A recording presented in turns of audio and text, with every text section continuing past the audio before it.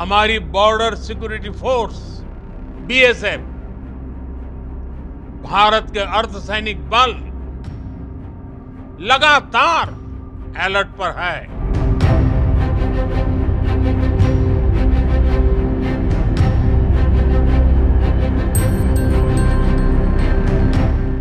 Operation सिंदूर के बाद भले ही बंदूकें खामोश हो गई हों, लेकिन हिंदुस्तान का मिशन अभी पूरा नहीं हुआ है। भारत पाक युद्ध पर सीज फायर का ऐलान हो चुका है, लेकिन ध्यान रखिए, विराम सिर्फ युद्ध पर है, आतंकवाद पर नहीं।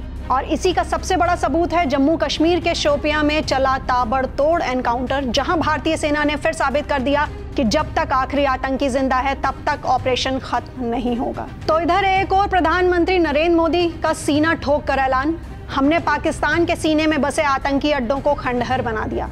तो दूसरी तरफ भारतीय सेना घुसपैठियों को ठिकाने लगाने में जुटी थी और ऑपरेशन की शुरुआत हुई शोपिया से, जहां छिपे बैठे थे वो आतंकी जो भारत में खून बहाने का मंसूबा बना चुके थे। तो अब बताते हैं आपको शोपिया एनकाउंटर की कहानी। सूरज उगने से पहले शोपिया के जिन पथेर केलर इलाके में बंदूकें गरजने लगी। जैसे ही सुरक्षा बलों ने सर्च ऑपरेशन शुरू किया, आतंकियों ने फायरिंग शुरू कर दी, लेकिन इस बार बचने का कोई रास्ता नहीं था। एक आतंकी ढेर, 2 आतंकी जिंदा पकड़े गए, पर भागने की कोशिश में उन्हें भी सेना के जवानों ने ढेर कर दिया। भारी मात्रा में हथियार और दस्तावेज बरामद हुए। अब सवाल जो दर्शकों के जहन में गूंजेगा, तो क्या सीज फायर के पीछे पाकिस्तान की कोई चाल है? क्या भारत के जवाब से आतंक की कमर टूट चुकी है, या फिर ये आतंकी नई साजिशें बुन रहे हैं? देश भर में अलर्ट मोड, जहां एक तरफ जम्मू, राजौरी, सांबा, बारामूला में स्कूल बंद हैं, तो वहीं राजस्थान के जैसलमेर में भी अलर्ट जारी है। 15 लाख साइबर अटैक हुए भारत पर, जिसमें सिर्फ 150 सफल रहे। लेकिन ये भी दिखाता है कि दुश्मन डिजिटल जंग में भी पीछे नहीं रह रहा।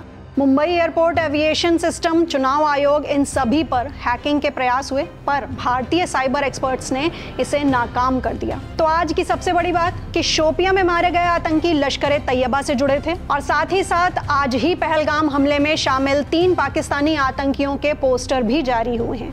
इन पर रखा गया है 20 लाख रुपए का इनाम। तो अब तस्वीर साफ है, अब का भारत चुप नहीं रहेगा। अब का भारत सिर्फ जवाब नहीं देता, बदला भी लेता है। तो क्या आप मानते हैं कि आतंक की अब कमर टूट चुकी है, या फिर ये लड़ाई अब भी बाकी है? अपने विचार हमें कमेंट सेक्शन में जरूर बताएं, क्योंकि आपकी आवाज भी इस जंग में हमारी ताकत है। और हाँ, ऐसे ही दमदार और एक्सक्लूसिव एक्सप्लेनर्स के लिए फॉलो करें आईनेक्स लाइव को।